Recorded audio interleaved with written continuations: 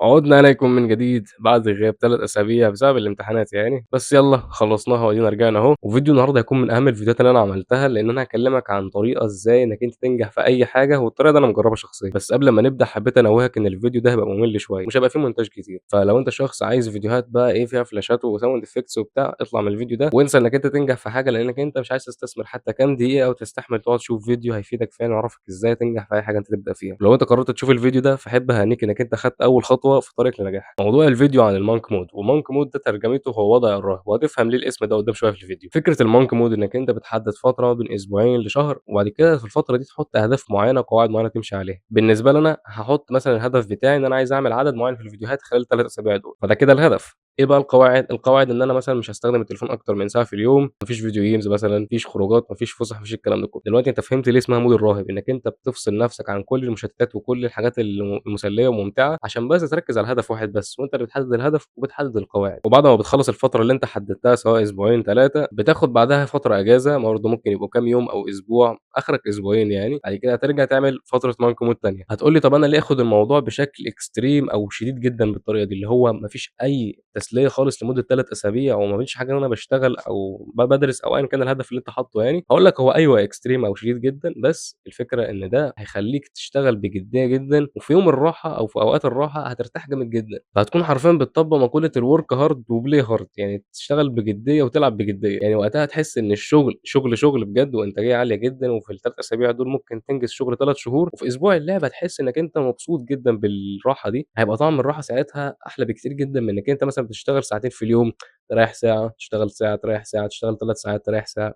وقتها هتحس إن الراحة مش زي إنّك أنت تشتغل 3 أسابيع كاملين بعد كده تريّح أسبوع. هتقول لي طَب أوكي، طَب أنا عايز أعمل balance في حياتي، أنا عايز إن أنا أبقى كل يوم باريّح وباشتغل وبانزل وأخرج وأتفسّح وأعمل كل يوم. هاقول لك أوكي براحتك، عايز تعمل الbalance اعمل الbalance، بس خلّيك عارف إن أنا كواحد جرّب الbalance وجرّب الextreme، فباقول لك عن تجربة شخصية إن الextreme هو أفضل طريق لو أنت عايز توصل لحاجة كبيرة فعلًا في وقت قصير. فأنا جرّبت الbalance لقيت إن أنا مثلًا إيه، ممكن ساعة gym، ساعة برمجة، ساعة لعب، ساعة مش عارف إيه، ساعة إيه، ساعة إيه، لقيت نفسي إن أنا مش باتحسّن في ولا حاجة فيهم، وحاسس إن أنا يعني ثابت في مكاني، أو حتى التحسّن بيبقى بسيط جدًا، على عكس لمّا جرّبت الmonk mode أخدت الموضوع extreme في حاجة واحدة بس، عرفت أركّز عليها كويس أوي، وفعلًا اتطوّرت فيها بشكل كبير جدًا في وقت قصير. بعد كده سِبت الحاجة دي وبقيت يا دوب باعمل لها إيه maintain أو باحافظ عليها بس، يعني مش باحاول إن أنا أزوّدها ولا أخلّيها تقِل، وبدأت أركّز على حاجة تانية، والحاجة التانية دي حسّنتها، بعد كده إيه، بدأت أعمل لها maintain إن أنا أحافظ عليها، بعد كده بدأت أركّز على حاجة تالتة، وبعد كده بعد ما ركّزت عليها وحسّنتها أعمل لها maintain. وهكذا. لو فضلت تعمل كده في كل جانب من جوانب حياتك، هتلاقي إنك أنت اتحسنت في كل مجالات حياتك، فوقتها بقى هيكون عندك الbalance الحقيقي، إنك أنت خلاص طوّرت كل حاجة لوحدها وحافظت عليها، وقتها بقى خلاص أنت عيش حياتك balance. أمّا أنت دلوقتي